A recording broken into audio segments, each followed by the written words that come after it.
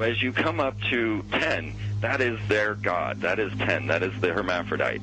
But if you stop at 9 and you skip to 11, skipping god, then you are a Luciferian. Because 11 is the number of the magician. It's the one step above. Once you have accomplished the tree of life, you are now the magician. You are one above 10. But they're doing it by skipping god.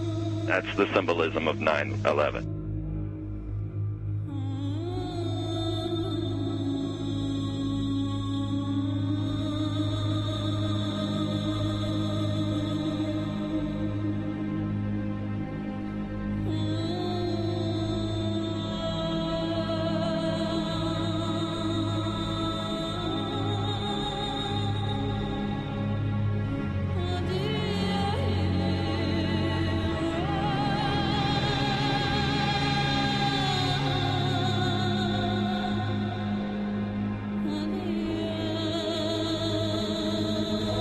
It is a big idea, a new world order.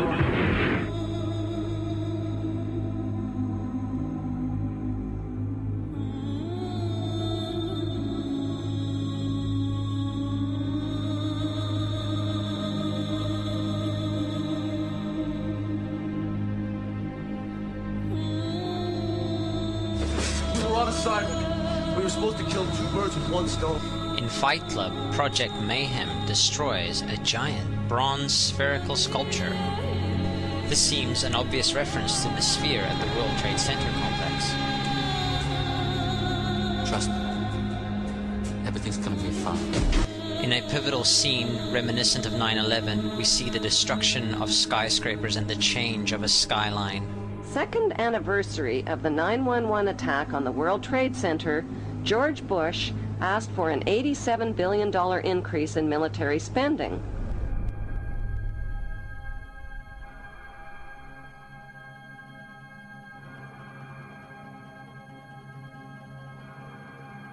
In 1904, Crowley would receive the Book of the Law soon after meditating in the King's Chamber of the Great Pyramid. He claimed he had been contacted by a being called Aiwass. Crowley would also use this symbol in his work. Some of its meanings are said to include a reference to the number 77 in Hebrew and a connection to the god Pan. Crowley made this drawing of a non-human intelligence he saw during a ritual. Synchronous 23 has made the connection between Aiwass and the Wizard of Oz, and has further pointed out the similarities between Crowley's grey alien-like drawing and the depiction of the projection of the Wizard of Oz in the film version. The much overlooked theory has been put forward on the internet that when we are looking at George W. Bush, we are actually seeing Aleister Crowley's grandson.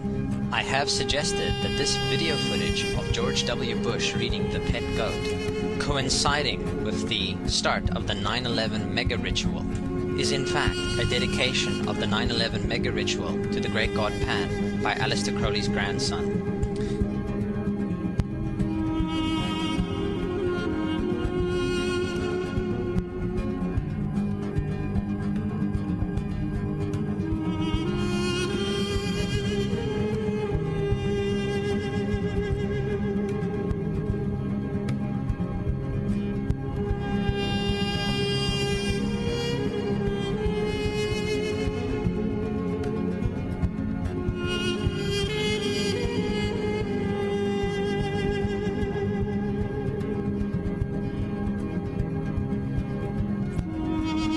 Things get a little weird. This is the 1978 version of The Wizard of Oz, The Wiz.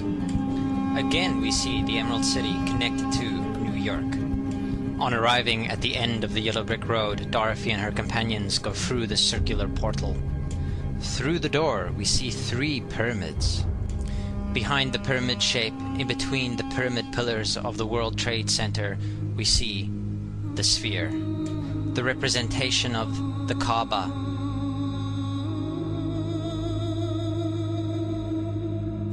The inhabitants of Oz dance around the sphere in ritualistic fashion. Fashioned in giant letters over the dome of the sphere, we see the word Oz.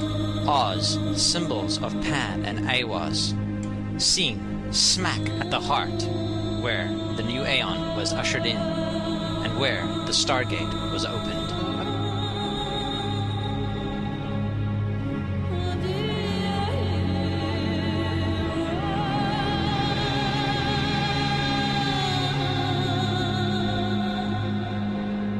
Between the Twin Towers is called the spherical caryatid. It was made by artist Fritz Koenig and was nicknamed the Sphere. We see that Koenig made this thing in Bavaria, the same place where the Illuminati was founded. The most interesting fact about the placement of the Sphere at the World Trade Center Plaza has to be that architect and designer of the World Trade Center, Minoru Yamasaki, intended the plaza itself to be a representation of the Grand Mosque of Mecca, the Sphere in particular taking the place of the Kaaba.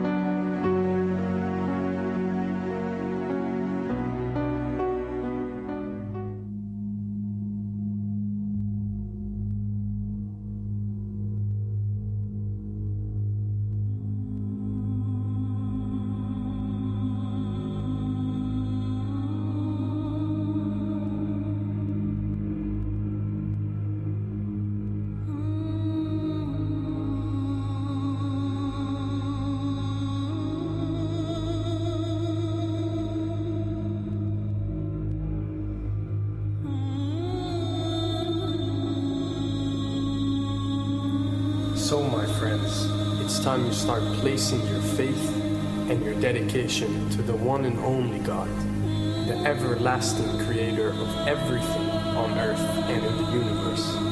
He is greater than anything our minds can comprehend. Do you know how many times Muslims are required to circle the Kaaba when they visit it? 7 times, each counterclockwise. Would you like to know why? You see, what binds us as humans to this life and to this dimension and to this earth is the limits of time and space. We are bound to this dimension and this reality through time and space. Hence, if one wants to leave this dimension or leave this reality, he needs to break away from time and space. So when you visit the Kaaba and you rotate counterclockwise, what is this practice actually doing? It is literally helping you elevate your soul and elevating yourself to break away from time and space so you can touch something so unique and so beautiful and so powerful that it changes your life forever. And if you don't believe me, ask anyone who has visited the Kaaba how he or she felt or how their lives have changed ever since.